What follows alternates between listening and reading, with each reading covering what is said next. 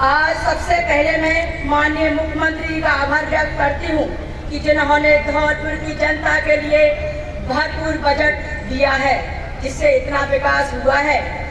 और कांग्रेस से नवनिर्मित पदाधिकारियों को बहुत बहुत शुभकामनाएं देती हूँ।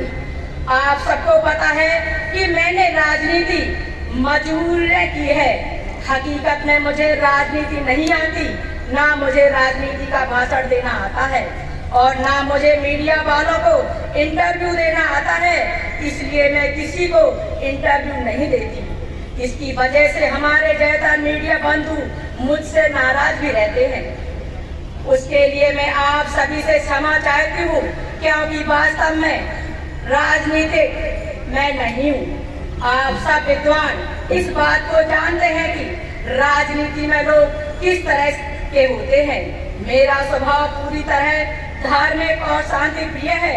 अन्यथा लोग राजनीति में किसी भी हद तक गुजर जाते हैं। लोग राजनीति में रिश्ते नाते भूल जाते हैं। लोग राजनीति में इंसानियत भूल जाते हैं। लेकिन मेरे अंदर यह सभी राजनीति के गुण नहीं है। फिर भी आप कहेंगे कि मैं लगातार धौलपुर जैसी सीट पर 2 बार जीती हूँ, तो कैसे? इसका सिर्फ और सिर्फ एक ही कारण है कि मेरे पति माननीय श्री BL कुशवाहा जी, पूर्व विधायक धौलपुर ने पूरी विधानसभा के अंदर सर्व समाज की 500 लोगों की कोर टीम खड़ी की थी, जो हमेशा अदृश्य रहकर काम करते हैं, जो खुद विधायक प्रत्याशी बनकर समाज के काम करते हैं और उनके साथ जुड़े हुए हैं। पूरी विधानसभा में सभी पोलिंग बूथों पर 5000 कर्मठ कार्यकर्ता जो अपने अपने पोलिंग बूथ पर खुद विधायक प्रत्याशी बनकर काम करते हैं। इसी का नतीजा है कि मेरी जैसी गृहिणी धौलपुर जैसी जगह पर लगातार रिकॉर्ड मतों से जीत दर्ज कराती है।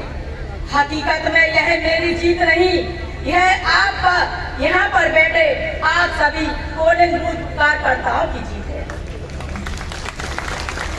इसलिए मुझे कोई इंटरव्यू देने की जरूरत नहीं पड़ती और ना ही मुझे कोई भाषण देने की जरूरत पड़ती है, क्योंकि जिसके पास किसी विधानसभा में 5000 कर्मठ और समर्पित सैनिक की टीम हो, उसको जीतने से कोई नहीं रोक सकता। और मेरे यह सभी कार्यकर्ता और मैं भाषण में विश्वास नहीं, काम में विश्वास करते हैं। और वही आज आप सब लोगों के सामने मैंने पेश किया है कि पिछले 7 साल के कार्यकाल में जितने काम हुए, अगर उतने काम पिछले 70 साल में हुए तो कोई मेरा विरोधी प्रत्याशी डिटेल के साथ मुझे लाकर बताए। हकीकत में मेरे विरोधी भी जानते हैं कि जितने काम 7 साल में हुए हैं, उतने काम पिछले 70 साल में नहीं हुए। लेकिन उन विचारों की भी मजबूरी है कि वह लोग राजनीतिक हैं और राजनीति में कुछ तो उनको बोलना ही है, चाहे उसमें सच्चाई हो या ना हो। भले ही हमने सैकड़ों सड़क बनवाई हो, लेकिन जो 2 सड़क नहीं बनी है उनको उसी का रोना है। इसी को तो ना समझ विरोधी कहते हैं, क्योंकि यह लोग जनता के लिए जो किया जाता है उसको नहीं बताते।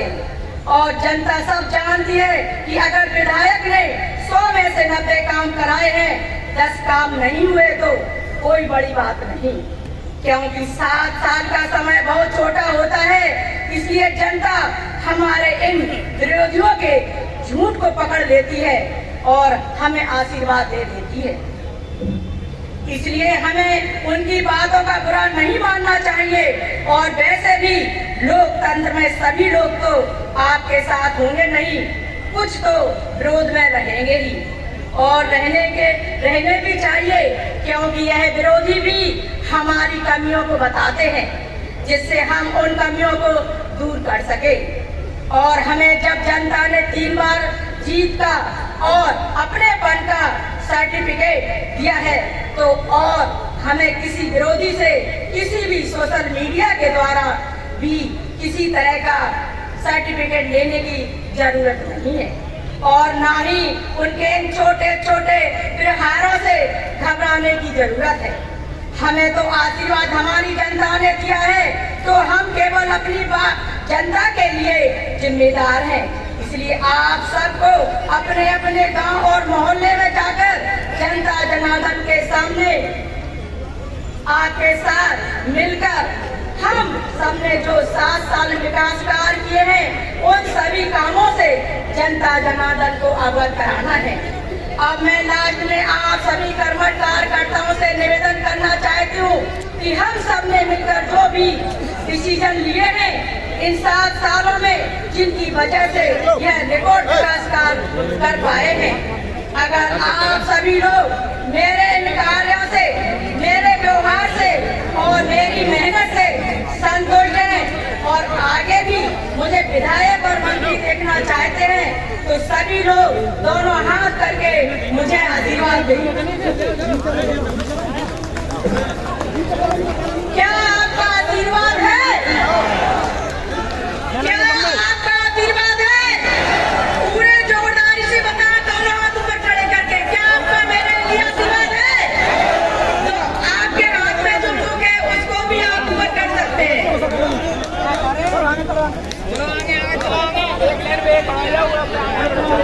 बहुत बहुत धन्यवाद। तो फिर मैं अपना मिशन 2023 का शुभारंभ 1 दिसंबर 2023 से शुरू कर रही हूँ। आप सब लोग अपने अपने पोलिंग बूथ पर जिस तरह आपने तीनों चुनाव में जिम्मेदारी संभाली है, वह जिम्मेदारी इस बार भी संभालकर एक नया इतिहास बनाना है। तैयार करें, जल्दी से आपके दरवाजे पर आपकी विधायक उपस्थित होगी।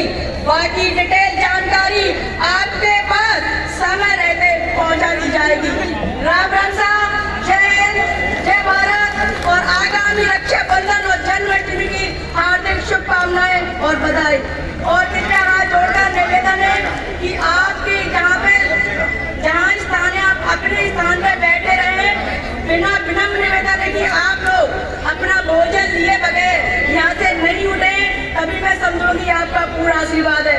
राम राम साहब। बहुत बहुत धन्यवाद। हमारे कांग्रेस के कर्णधार माननीय प्रभुदास शास्त्री जी एवं मेरे कांग्रेस परिवार के सभी पदाधिकारीगण, पार्षदगण, जनप्रतिनिधिगण एवं मेरे सामने बैठी हुई जनता जनार्दन एवं मेरे पत्रकार बंधुओं, जैसा कि आपको पता है कि अब चुनाव का समय आ गया है और चुनाव की शुरुआत हो गई है। आज यह कार्यक्रम माननीय विधायिका जी ने आपके लिए चर्चाओं के ऊपर एक अपने विकास कार्य का एजेंडा रख करके आपको एक पुस्तक दी है। मेरा निवेदन है कि आप लोग इस पुस्तक को अवश्य पढ़ें, बच्चे को खेलने के लिए नहीं दें, जिससे कि आपको जानकारी हो सके। जानकारी के अभाव में हमारे गांव के जो लोग होते हैं वो बहुत कुछ खोते हैं, इसलिए जानकारी लेना है अति आवश्यक है। आपके विरोधी कार्यकर्ता जब इस चीज़ पर उंगली उठाएं तो आपके पास आपका एक रिकॉर्डेड किताब है, इसको पढ़ करके उसके प्रश्नों का तुरंत जवाब दें कि हमारी विधायिका जी ने ये कार्य कराए। सर्वप्रथम मैं आपसे एक चीज़ और कह देना चाहूँगा कि हमारी विधायिका जी गुणवान है, वो हर आदमी की नीति और रीति को समझती हैं। इसी के तहत उन्होंने माननीय मुख्यमंत्री जी की रीति नीति से प्रसन्न होकर के उन्होंने राज्यसभा में सर्वप्रथम कांग्रेस को वोट दिया, उसके लिए हम इनके आभारी हैं। इसके साथ ही इन्होंने उस हिसाब से ही हमेशा अपने विधायक एरिया में कार्य कराए। निश्चित रूप से कह सकता हूँ कि ये काम के प्रति सजग हैं और अपनी राजनीति के प्रति भी सजग हैं। मेरा कहना एक ही है, मैं आपको आज 2 बिंदुओं पर आगाह करना चाहूँगा, जो बिंदु ऐसे हैं कि निश्चित रूप से आपको उनका आभास होगा। सर्वप्रथम मैं अपने, वैसे तो समाज की मैं तो परिभाषा ये मानता हूँ कि जो जिसके सुख दुख में कार्य में आवे, काम में आवे, उसकी सुख दुख की जाजम पर बैठे, उसका वही समाज होता है। फिर भी लोग वाग जाति के आंकलन में अपनी समाज लेके चलते हैं। तो बंधुओं, मैं इस विषय में ये कहना चाहूँगा कि अब बीजेपी के पास, बसपा के पास कोई मंत्र नहीं है शोभा रानी जी को हराने का। और आप निश्चित मानिए, इन्होंने विधायक प्रत्याशी के रूप में कांग्रेस के प्रति आवेदन भी कर दिया गया है और इनकी सीट मैं दावे से कह सकता हूं, इनकी टिकट सुनिश्चित है, इसमें भी कहीं कोई दो राय नहीं है। तो इसी विषय में मैं कहना चाहूँगा कि सबसे पहले समाज कुशवाहा को मैं आगाह करना चाहता हूँ कि आपकी बीजेपी वाले लोग अथवा बसपा के लोग आपको बरगलाएंगे। आपके समाज से निश्चित रूप से वो कोशिश कर रहे हैं कि और एक प्रत्याशी उतारें।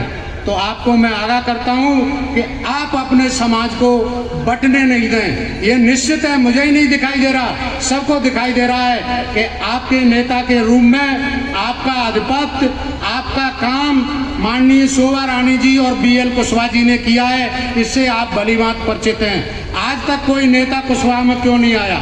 आज से पहले नेतागिरी किसी ने क्यों नहीं की?